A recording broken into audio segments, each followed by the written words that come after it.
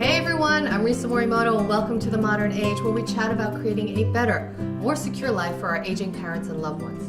Be sure to click on the subscribe button and the little bell so you're always sure to be notified when new episodes are uploaded. Today, I'm going to take you to Taipei, Taiwan, where I visited one of my closest friends, Diana Lee. She drastically simplified her life when her partner got sick with cancer and became his full-time caregiver. After he passed away, she learned that this was a way of life where she could focus on the things that mattered to her most and no longer have the distractions that many of us claim are necessary for living. I am certainly guilty as charged. She takes us through her apartment and we figure out simple ways to declutter the clutter. Take a look. Hi, Lisa. How are you? Good. Come on in. This is Diana's apartment. Hi. So I told everybody that I'm just going to record this. Is that okay? Yes, for sure. So every time I come to Taipei and every time I come and visit you, we always have these conversations about trying to or you're trying to talk to me about de-stressing and Yes. how to create less clutter in my head Right. and in life and all that kind of stuff. Right. So I thought it would be a good idea to share with other people because clearly this is a common problem. You had this problem. We're constantly trying to fight within our own head and in our physical space. What was it for you that brought you to this point? What was the initial, impetus for change? Right. That you realized that the anxiety and the stress was too much. Right. Well, so as you know, I was a caregiver as well to my partner who passed away in 2011 from cancer. So he was living in San Francisco, and initially I was going back and forth between New York and San Francisco a lot. And when I was making the back and forth trips, obviously I couldn't carry a lot of things. So it would just be my bare minimum, clothing and a few books. And then eventually, when he reached stage 4, I decided I would move there to help take care of him. And the move from New York to San Francisco, although it's just across country, I needed to be very pragmatic about what I bring with me. I'm going there to be a caregiver. So it was immediately extremely process of elimination came quickly, that you have to just go with very little things because my priority is to take care of him. Also, he lived in a one room studio apartment. So I didn't want to bring my things and my clutter into his space. I wanted to make sure that we knew he had very little time left. So I wanted to make sure that he passed away in an environment that was uncluttered, and that gave him peace. So what were the benefits that you that came out of? So I quickly had to, because of that kind of forced me to just get rid of a lot of things, and I didn't have a lot of time in the move to think about, do I want to keep this? Do I want to keep that? I didn't have time for sentimentality, and that quick kind of elimination helped me just clear my mind and help me help make the decision for me to streamline my life. Because then I didn't think about every morning, what was I gonna wear? I mean, I'm there to take care of a person, so every morning I didn't think about what was I gonna wear? What shoes am I gonna wear today? What bags do I wanna bring out? How do I look? Putting on makeup, jewelry, all of that was in some ways decided for me because of my new role as a caregiver. And it just afforded me so much more mental space to think about what I needed to do for him, to think about his needs, and to really focus on him and be there for him, knowing again how little time he had left. So was there any benefits for you by physically having less stuff? I think the initial benefits were not clear actually until I moved to Taiwan, because I think as a caregiver, sometimes you feel you are not in a position to make decisions because of circumstances and the situation you're in. So I have to say that I didn't really process the benefits until I moved to Taiwan.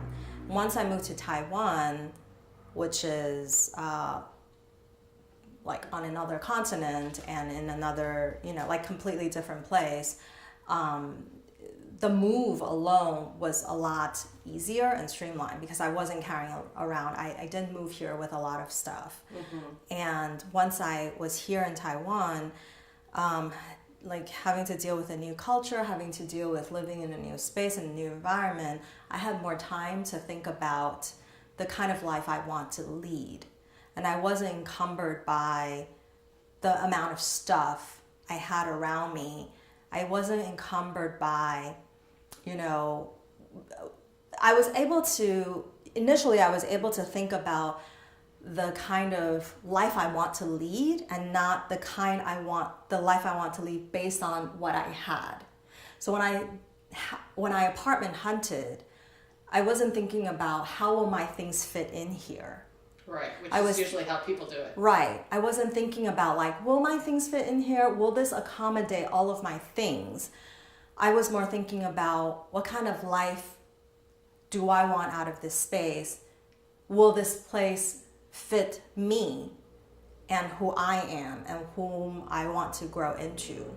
So I think the decluttering and just not having a lot of things helped me think about the life I wanted to lead.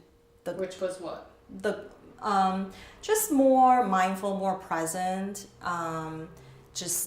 building relationships. I mean, I had to build relationships all over again in a new country. So how do I build those relationships? How do I improve my Mandarin? Because I was kind of, not a native Mandarin speaker. How do I improve my work relationships now that I have to be in a new environment and a new working environment? So I didn't have the crutches of things to kind of distract me, and I didn't have, I think a lot of times when people move into a new environment or a new country even, they take a long time settling in, right? But that settling process is actually like decorating and, buying new furniture and, like buying dishes and like there's a lot of purchasing, consuming.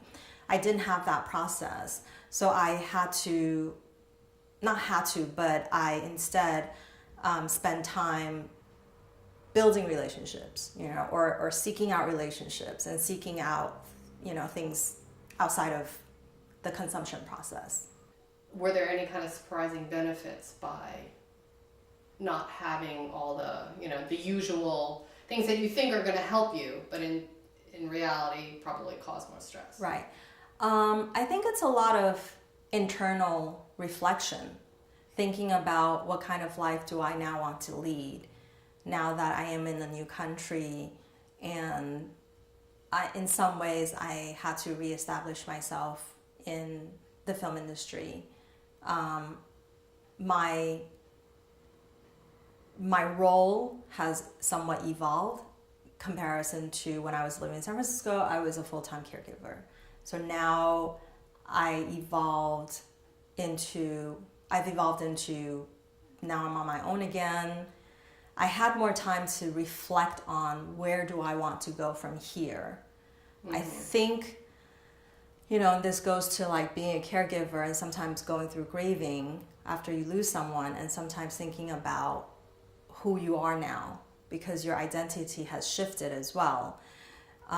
We oftentimes don't take the time to process that because we don't give ourselves time, nor do we really have the time. We just move from one thing to the next, right? We move from, okay, today I'm taking care of my parents, or my dad, he passed away.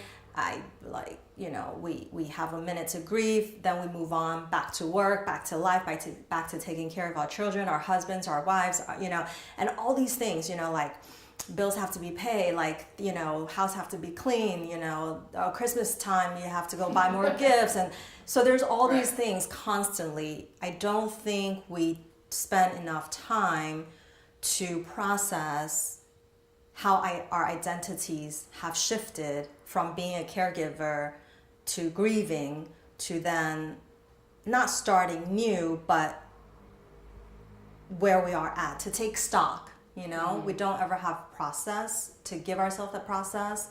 So I think when I got to Taiwan, one of the things that I was very conscious about, because I actually didn't get to really grieve for my dad, who passed away in 2010. So after Graham passed away in 2011, one of the things that I was very conscious about is I needed to grieve. And I need to give myself time and space to not be distracted and not have excuses to say, oh, I gotta go cook and, oh, I gotta go buy like new slippers because I'm in a new house, and I gotta buy new curtains because and I have to buy a whole new wardrobe now because I'm in a new, climate. And so like not just remove all of that, those distractions, and really focus on, okay, who I am now after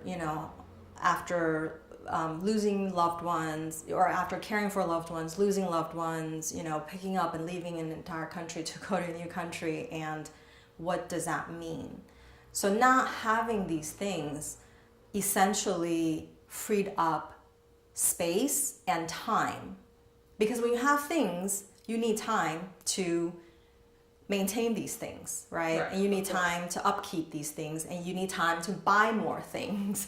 Like it's kind of a vicious cycle that we don't realize we get into. It becomes very habitual.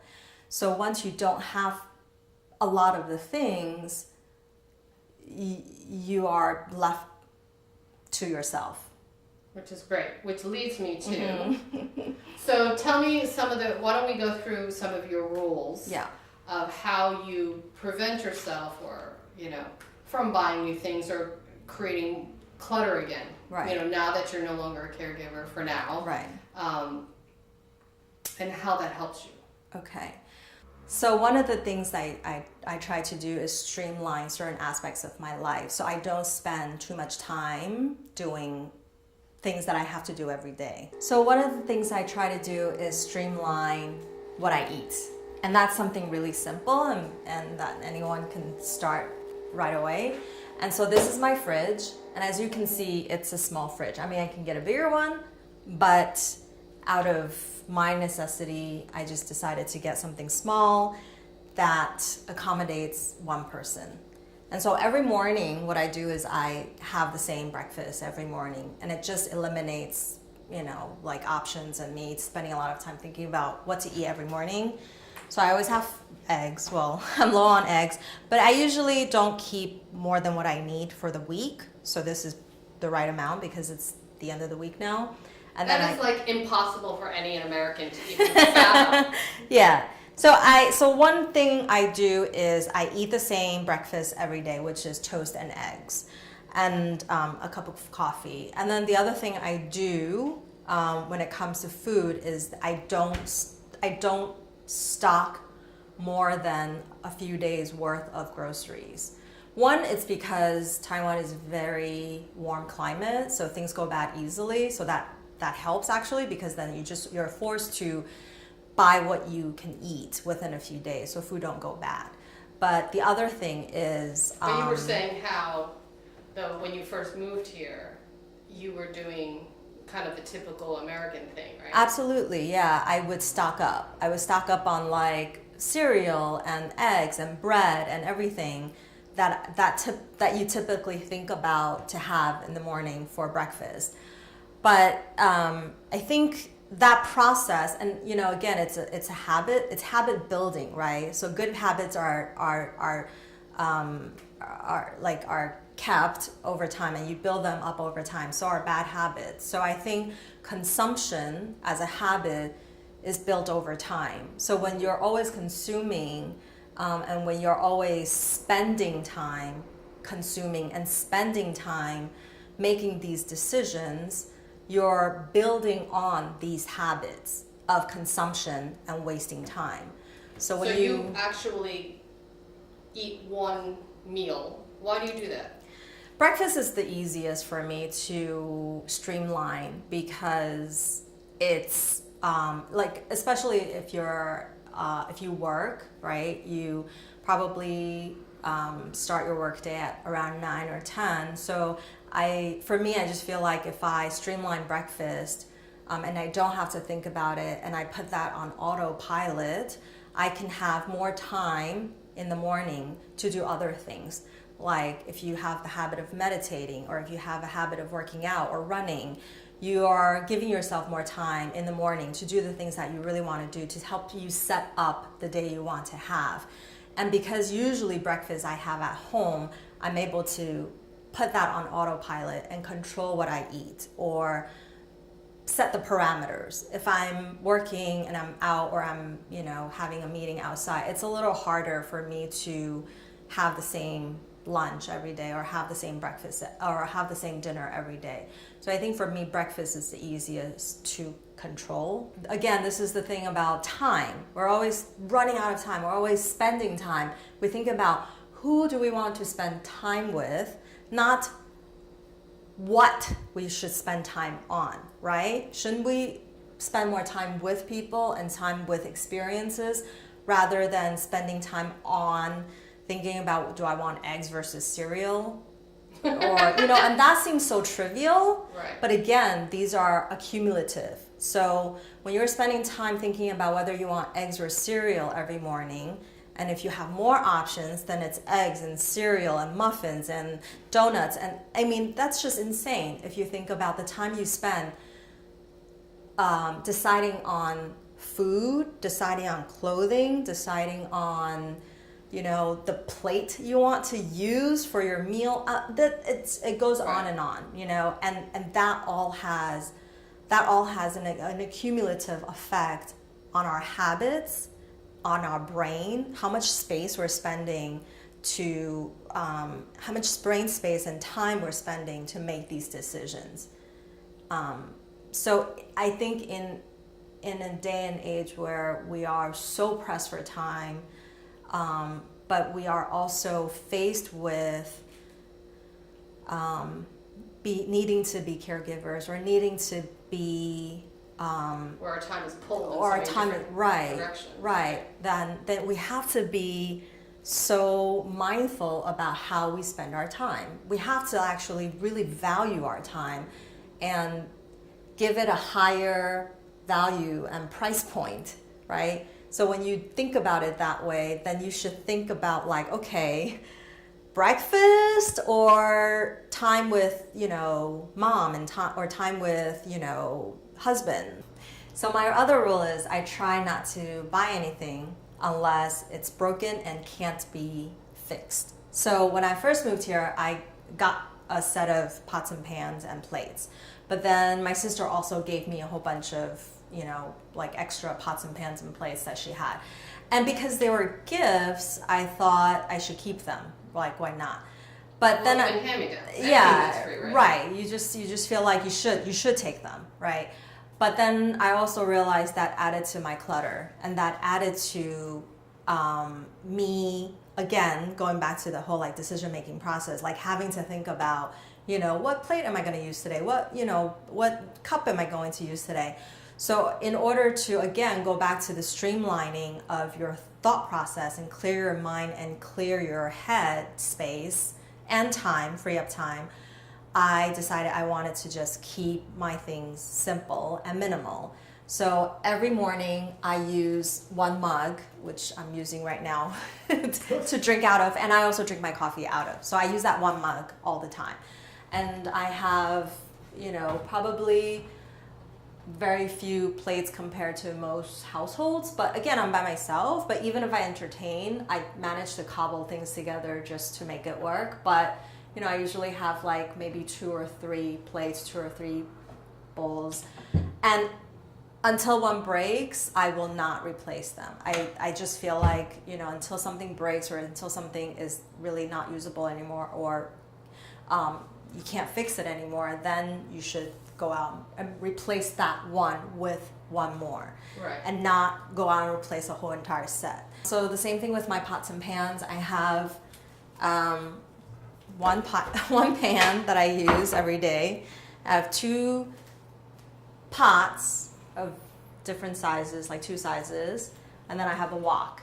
Every good Asian household needs a wok, so I have that, and that's it. And I think they do enough? Yeah, they're enough, and you'd be surprised. And I think that's the thing, right? Because when you don't have, instead of thinking like, is that enough, or are you doing without, you figure out ways to make it one thing actually versatile. So you can fry eggs, you can warm up, leftovers. You could you figure out ways to make one thing be one thing has multiple use. And I think that's part of like streamlining too. Is to just like think of ways to best utilize what you have. So what would you say? I would have said, including myself, that we suffer from fear, right? So fear that we're not going to have another, like we're not going to have that pan when we need it, or that pot when we need it, or that dish. What if? Yeah. So how do you overcome that fear? Do you know what I mean? I mean, it's funny because I think we think of we think of having less things as being without. So I think it's a mindset that you kind of have to start working with. And you have to start thinking about like shifting, right? Yeah, like less is more, and think about shifting the mindset and thinking about that how much you can do with what you have. Not to say like, oh, well, I mean, yes, be grateful. That definitely is one thing, is to be grateful for what you have. But I think it is about shifting the mindset and thinking about like, oh, look at how much I can do with one thing. Look at how much I can do with what I have. And it does take practice, and it does take time to think about. And I think this is why when you asked me before, when I came to Taiwan, or when I first started to streamline and started to get rid of things, when I moved to San Francisco to take care of Graham, if I felt the benefits. And this has been a process, because I didn't see the benefits at the time. But then once I was here and I had time to reflect, I was able to think about the benefits. I think when you're doing it, it takes time. It takes time to reflect on that. So what's next? So let me show you my wardrobe.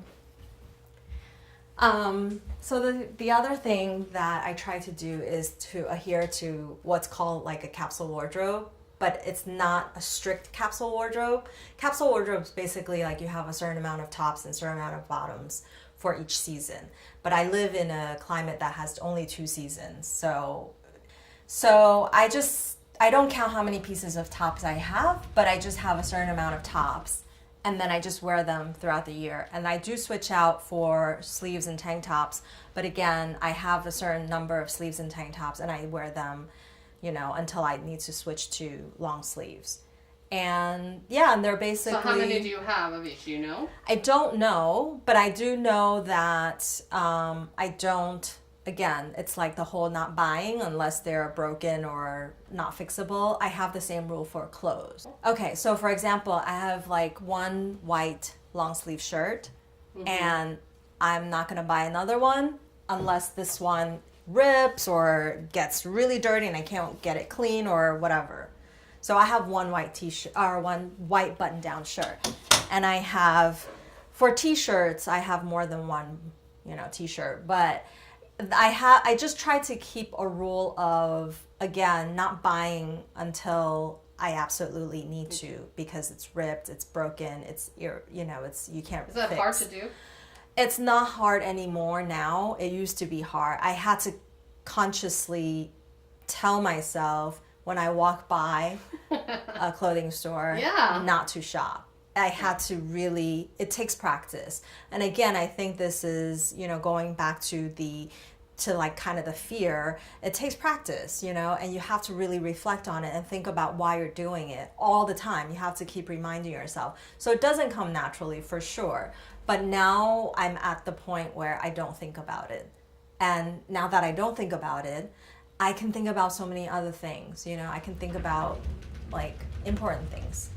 Again, like it goes back to the whole without, right? Like I think about, you know, people who may be like, but what if you need like a red pair of jeans, you know? But I think like, again, these are habit building kind of things that you're doing. Once you adhere to this way of life, you don't think about the without anymore. You know, you don't think about like, but what if I need that? Or but what if this? Because it's you have enough. Right, you have enough and it just doesn't come into the equation anymore. You're on that island and that's all you have what you have and that's what you need. And you make do with what you have and you're happy with what you have because it works well, you know? Like I think my blue pair of slacks can go with everything. So I don't think about like, but maybe I'll need that one pair of red pants one day, you know, for that random occasion I will never attend. Right. You know, so I think it's just kind of like, again, habit building and spending time to really think about why you're doing this. And I have one more thing to show you. Come on. Okay, so the other thing that I do is actually removing apps from my phone to help streamline my life. I know this is really hard, and it's taken me a long time to do that too. But it's so helpful, and even if it's like one app at a time. But we are on this thing like 24/7, right? Many of us. And so... Well, I sleep. Yeah. But think about it. Like, what's the first thing you grab for? I know. What's the last thing that's in your hand? I know. Right? I hate it. So I think in order that we are on this less, I decided, and also, again, to just streamline and to take back time, I decided I needed to remove some of the apps that are on my phone. So I do have certain social media apps like Instagram I do have on here. But other than Instagram, I have texting apps, and I have my phone app, of course, and I have my mail app. Other than that, everything else is pretty utilitarian.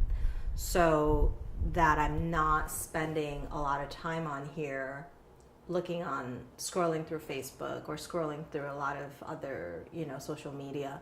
So we had discussed this about how to use time and how it's really difficult to this whole issue of zoning out, right? Mm-hmm. And how to be more present, and I told you how I feel that zoning out is really important to me because I feel like it's the only time that I'm decompressing. Right. But you were arguing the fact that zoning out was actually perpetuating my problem. Yeah, I think we tend to think, and you said this, you know, that zoning out is like giving yourself a break mentally. And I think the reason why we need to give ourselves a break, well, this is why we have sleep, right? That's the proper break. But I think the reason why we think we need to zone out is because we're so tired, like we're so mentally tired. But I think when you zone out, you're actually not giving yourself a break. You're actually building bad habits and allowing yourself to actually be distracted. So what do you So you're actually disengaging and you're actually distracted. So when you so think about and again, going back to the whole habit building thing, this becomes habitual. Like we zone out as a habit. Right.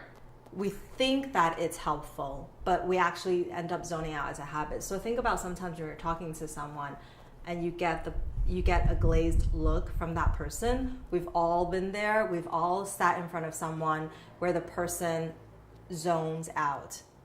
The person doesn't realize. No. The person actually who's zoning out doesn't realize that he or she is zoning out because it's a habit. Right. And we have become so habitual in disengaging that we do it without realizing. But when we go to sleep, we are making a conscious decision that we need to take a break, that we need rest. But when we're zoning out, we're actually doing it without even realizing it. So how do we stay more present? How do we practice better habits? Do you know what I mean? Like, I've been doing this for most of my life. Yeah. I think streamlining your life and taking away distraction is the first step. So, removing some apps from your phone so that you're not reaching for your phone the first thing in the morning. Turn off notifications, or, set rules, add premium to your time, right? So your time is so precious. So you tell yourself, my time is like premium, right? So when I get up at 7 a.m. in the morning until 10 a.m. in the morning, I'm not going to go on my phone because my time is so precious. There's nothing in this phone, unless of course it's an emergency. I'm not saying like you should not respond to anything, but as an example, between 7 a.m. to 10 a.m., I don't look at my phone.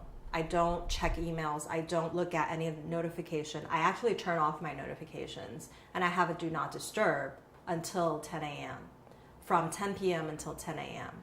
So after 10 p.m., I don't look at my phone. Before 10 a.m., I don't look at my phone. And between that time, I practice being mindful. So as I'm making dinner, as I'm commuting, and not just between the do not disturb time, but as much as you can, practice being mindful. So for example, and we were talking about this, how when we commute, most of us will listen to music, listen to podcasts. Now we watch YouTube videos, or we're typing away on our laptops. And I actually think that that's they're all distractions as well, and people may think like, well, I'm multitasking and I'm being productive, but I think at the same time we're letting our minds be more cluttered by saying that we're being productive, and we are getting distracted, and we're actually not really accomplishing anything because we're so distracted, Right. And we're multitasking. But, maybe choosing if you're, and again, it's baby steps. So maybe if you have an hour commute, spend 30 minutes meditating because you are on that train, and you can't go anywhere else. So use that 30 minutes to meditate and really think about being present, being aware, the seat that you're sitting in, the people that surround you, the sound, the air, the smell, the scent. So, and not think about your to-do list, not think about the 10,000 things that are waiting for you. They will be there, trust me, when you get to your destination, and they will be there for you to get to. But if you can practice being present now and being mindful now, you will actually be more productive when you get to your destination, and when you are tackling that task. You actually can be more productive, and you actually can accomplish something faster because you're putting all of your awareness in that task in that moment, right? So you're saying that we're just spread out too thin, that we're trying to kind of, we're always trying to do a million things. Especially as for caregivers, right. We feel like we're being pulled in 80 different directions at one time. Mm-hmm. So, yeah, you just don't know what to let go of. Mm-hmm. But, I guess this is really great because these are simple things that we can do for ourselves, mm-hmm. That perhaps can create small incremental changes in our life that will have a longer term benefit. Yeah. So what would you say kind of now that you've been through that caregiving stage, and now that you're on your own here in Taiwan, are those kind of, now you're kind of seeing the long-term benefits of simplification, mm-hmm. right? Mm-hmm. So what would you say health-wise, or just, your own mental well-being? Yeah, mental well-being. I have to say that I don't get anxious. I rarely get anxious now. I used to get... And you used to get anxious. Yeah, I used to get very anxious. And I used to feel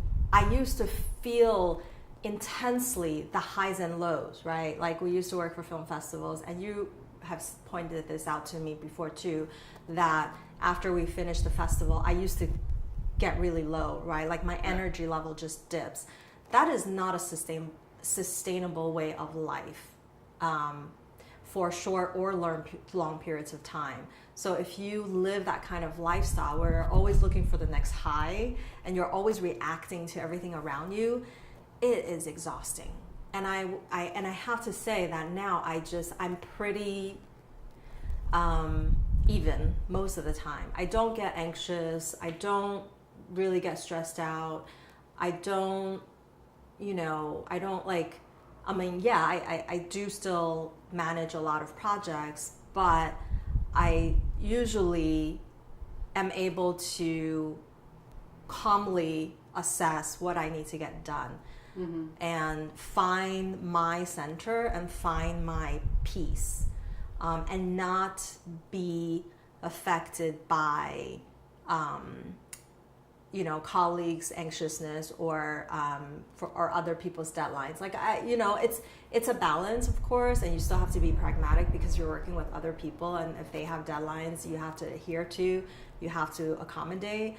But emotionally and mentally, I don't have these ups and downs, and that allows me to also be a better colleague and a better partner, colleague, right? A better partner, a better friend, and also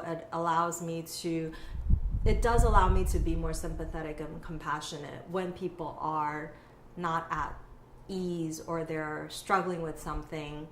I can find more patience, and I have room for people's struggles, and I am more patient. I don't think you probably had too much of. I didn't. 15 years ago. Yeah, or whatever. Yeah. And also I don't get into fights with people, or get aggravated. Right. Living in New York before, you just get aggravated, like in the commute and, getting lunch, getting a cup of coffee, like everything was an aggravation. But I find that, of course, partly I don't live in a, crazy city like New York anymore. But at the same time, I think that I found kind of my inner peace. So I rarely now get aggravated at people or get upset. And that's just, for me, that's more sustainable. I would love to hear from you. What do you feel like you could realistically do today in order to simplify and create less stress, less anxiety in your life? Leave a comment below and let us know. If you enjoyed it, please share it with your friends and family, and be sure to subscribe so you'll always be notified as new shows are uploaded. I would love to hear from you on Instagram or Facebook. Feel free to DM me at This Is Modern Aging. The best way to keep in the loop about our latest episodes and other upcoming events is to sign up on our email list at modernage.tv. In order for you to live your best life tomorrow, you need to start today. So thank you so much for watching, and we look forward to seeing you next time on The Modern Age.